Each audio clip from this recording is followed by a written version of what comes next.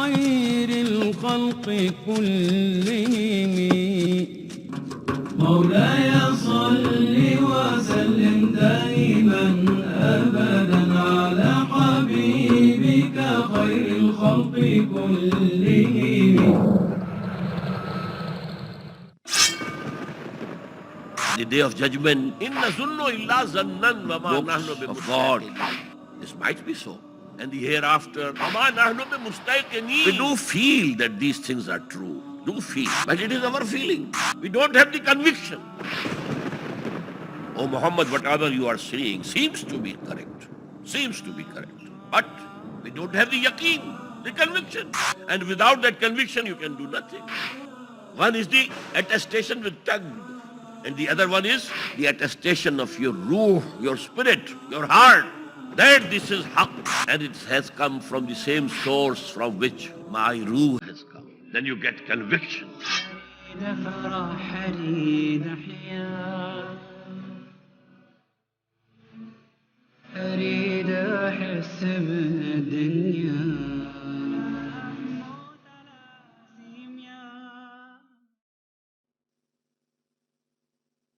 Assalamu alaikum wa rahmatullahi wa barakatuhu.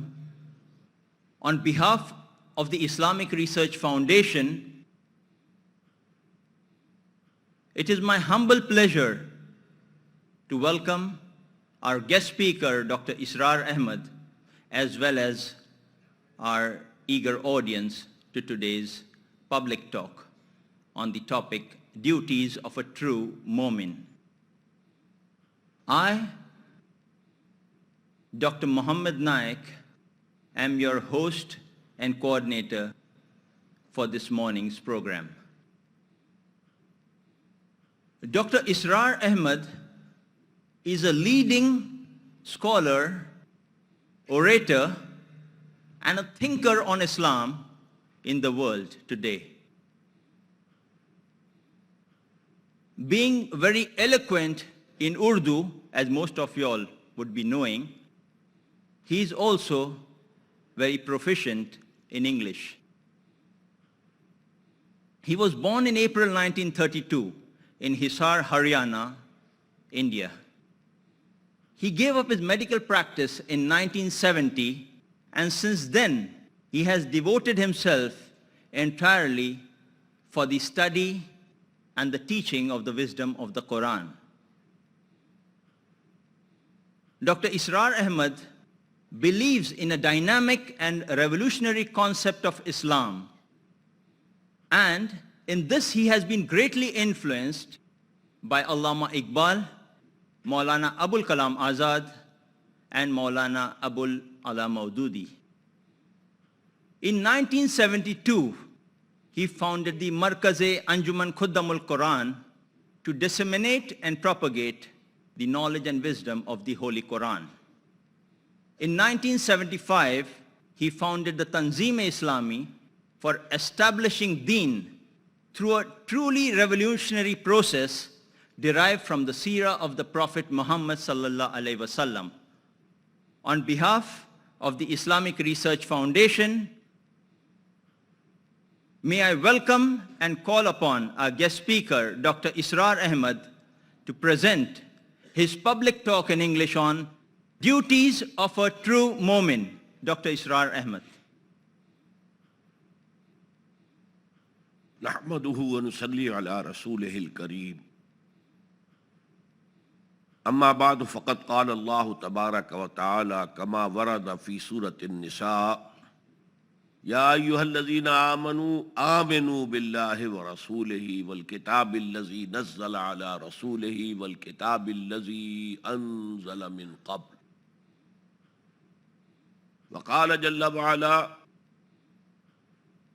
كما ورد في سورة البقرة يا أيها الناس اعبدوا ربكم الذي خلقكم والذين من قبلكم لعلكم تتقون وقال عز وجل كما ورد في نفس السورة وكذلك جعلناكم أمة وسطا لتكونوا شهداء على الناس ويكون الرسول عليكم شهيدا وقال جل وعلا كما ورد في سورة الشورى شرع لكم من الدين ما وصى به نوحا والذي أوحينا إليك وما وصينا به إبراهيم وموسى وعيسى أن أقيموا الدين ولا تتفرقوا فيه صدق الله العظيم. وعن الحارث الأشعري رضي الله تعالى عنه قال قال رسول الله صلى الله عليه وسلم إني آمركم بخمس وفي رواية الله أمرني بهن بالجماعة والسمع والطاعة والهجرة والجهاد في سبيل الله. رواه الإمام أحمد والإمام الترمذي رحمهم الله. رب اشرح لي صدري ويسر لي أمري واحلل عقدة من لساني يفقهوا قولي. اللهم ربنا ألهمنا رشدنا وأعذنا من شرور أنفسنا. اللهم أرنا الحق حقا وارزقنا اتباعه وأرنا الباطل باطلا وارزقنا اجتنابه. اللهم ربنا اجعلنا من عبادك المخلصين. اللهم وفقنا أن نكون شهداء على الناس. اللهم وفقنا أن نقيم دينك المتين. اللهم وفقنا أن نهجر كل ما تكرهه. اللهم وفقنا أن نجاهد في سبيلك بأموالنا وأنفسنا. اللهم ارزقنا شهادة في سبيلك. آمین یا رب العالمین. Dear brothers and sisters and sons and daughters in Islam, and also the brothers and sisters and sons and daughters from Adam and Eve, may Allah bless you all.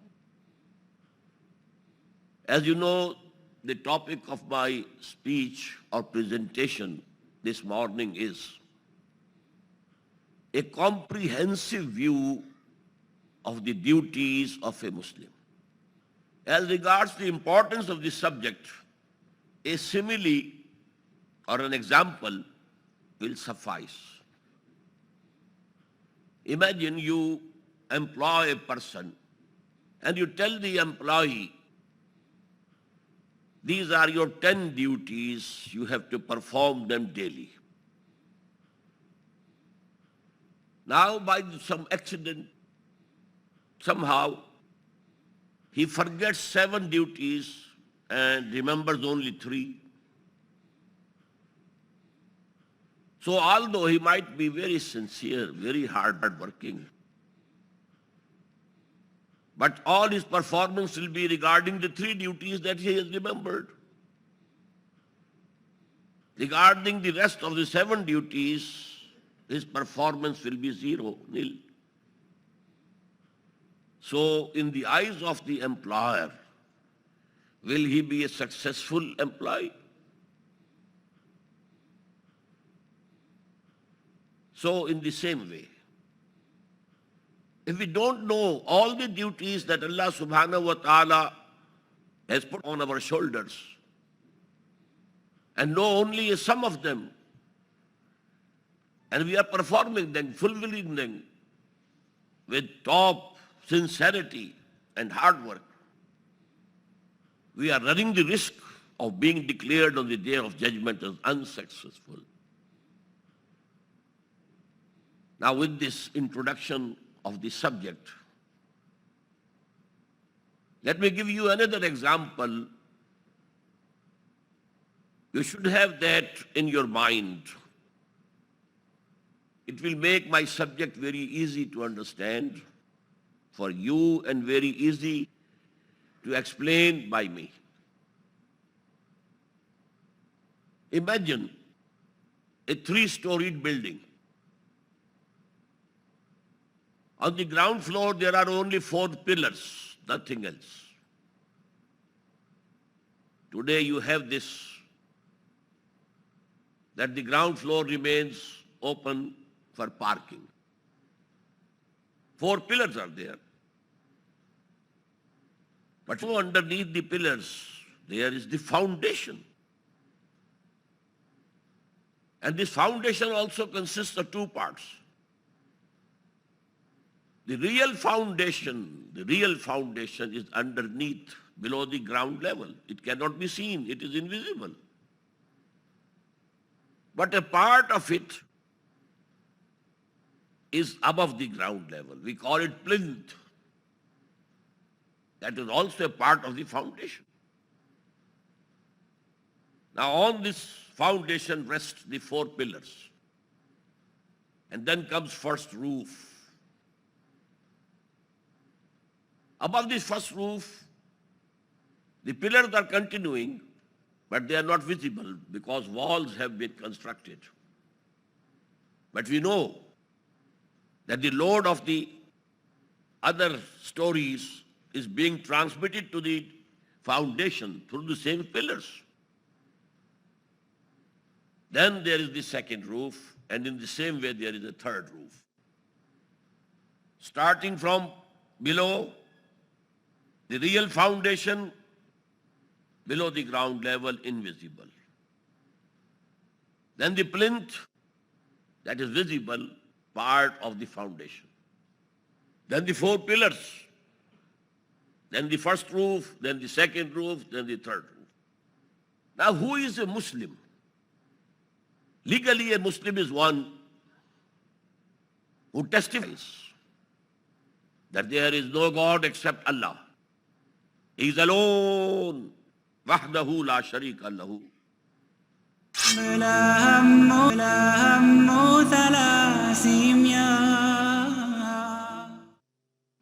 There is none partner with him or equal to him. And then he accepts 4 pillars, 4 modes of worship. As-salah, az-zakah, as-sawm, al-hajj. He is a Muslim. Now what are the duties of this Muslim?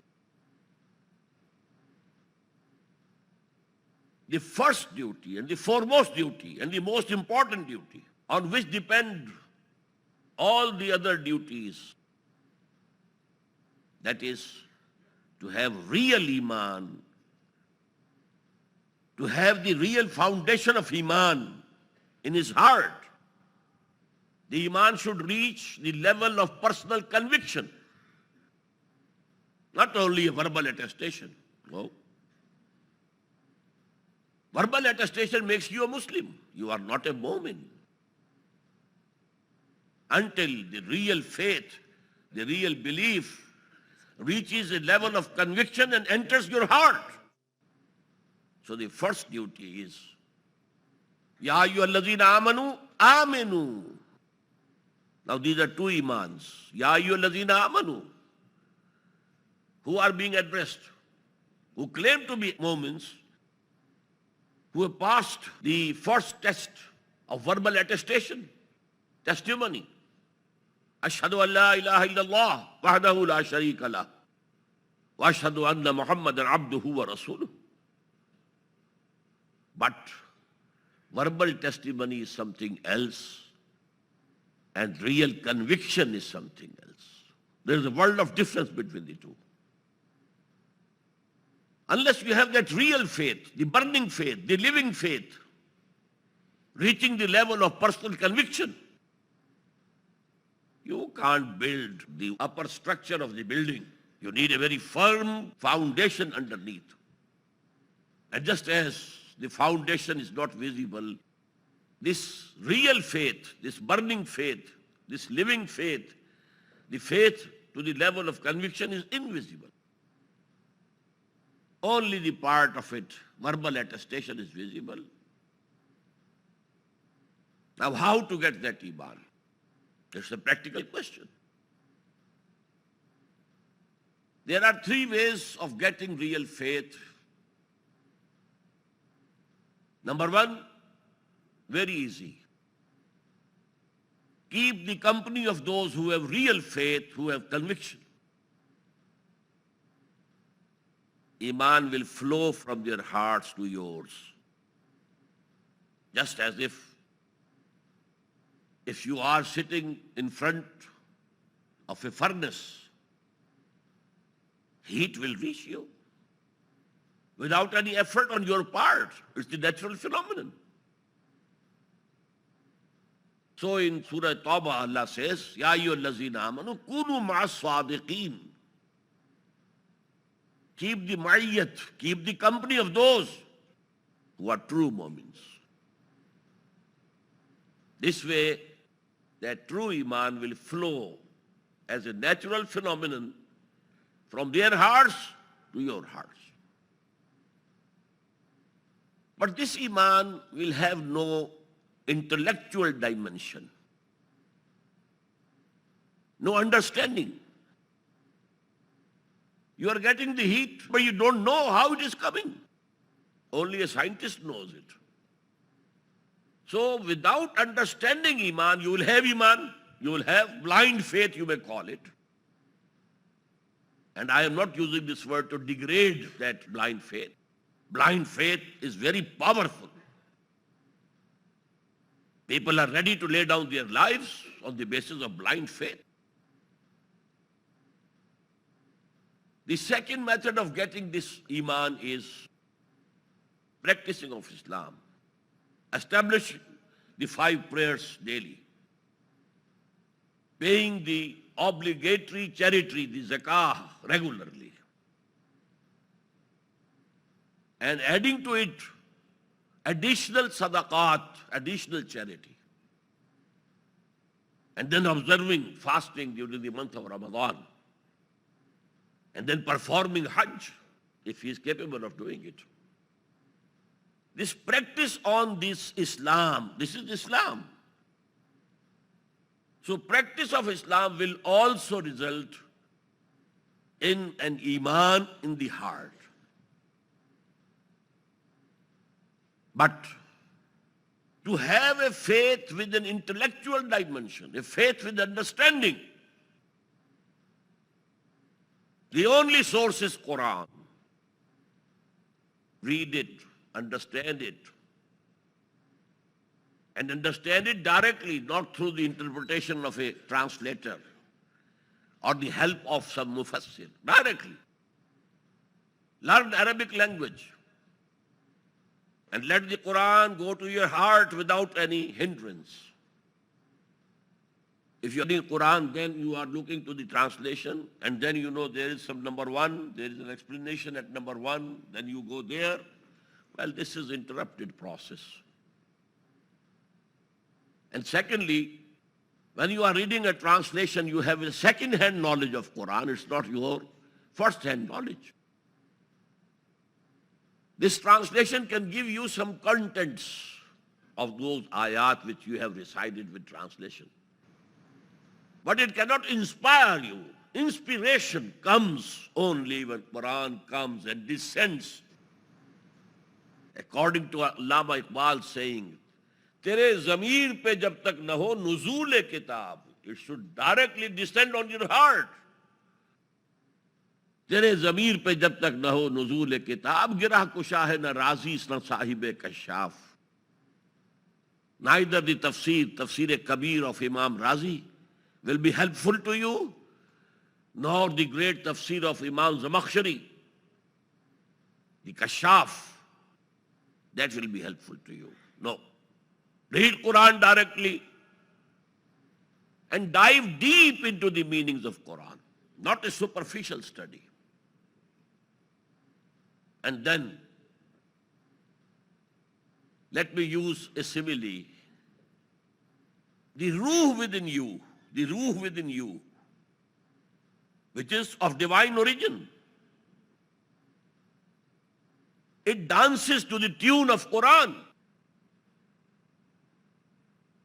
Because the source of both is the same. Quran has come from Allah and our ruh has come from Allah. So because the source is the same, this ruh within you testifies, this is the word of God. And only not this conviction that this is the word of God. Also you have a philosophical view of this world from Quran. Also you have an ethical, a moral guidance from Quran. Also you have and deduce a political system, the best political system from Quran. Also you deduce and infer the best and just economic order from Quran. And then also you will be able to deduce and infer the best family system, the best social system from Quran. So this Iman will have an intellectual dimension. This Iman will be with understanding. Just as Prophet Muhammad sallallahu alaihi wasallam was ordered by Allah subhanahu wa ta'ala to declare, proclaim, قُلْ هَذِهِ سَبِيلِي أَدْعُو إِلَى اللَّهِ عَلَى بَصِيرَةٍ أَنَا وَمَنِ اتَّبَعَنِي. Say, this is my method. This is the way which I am going. But this I am doing with full understanding. عَلَى وَجْهِ الْبَصِيرَةِ عَلَى بَصِيرَةٍ أَنَا. I am not groping in darkness. Not only myself, but also those who are following me. They are following me with understanding, appreciating the essence, and then feeling that testimony in the heart. You know what is the source of conviction? Let me give you an example. If you have never tasted sugar, and all people are telling you sugar is sweet, sugar is sweet, sugar is sweet, sugar is sweet, you may conclude it may be sweet because so many people are saying it is sweet. They don't have to deceive me. They don't get any benefit out of deceiving me. So maybe it is sweet. But when you have tasted, now you say it is sweet. So there is a hell of difference between maybe and is. Maybe is sweet. But then you say it is sweet. This is actually, when you are listening people, existence of God, existence of angels, the institution of Wahi, prophethood, books of God, and resurrection, the day of judgment, and the hereafter, you may say, okay, this might be so. This condition has been described in Quran in one ayah. إِنَّ ظُنُّ إِلَّا ظَنًّا وَمَا نَحْنُ بِمُسْتَيْقِنِينَ. We do feel that these things are true. Do feel. But it is our feeling. We don't have the conviction. وَمَا نَحْنُ بِمُسْتَيْقِنِينَ. We do think, oh Muhammad, whatever you are saying seems to be correct. Seems to be correct. But we don't have the yaqeen, the conviction. And without that conviction, you can do nothing.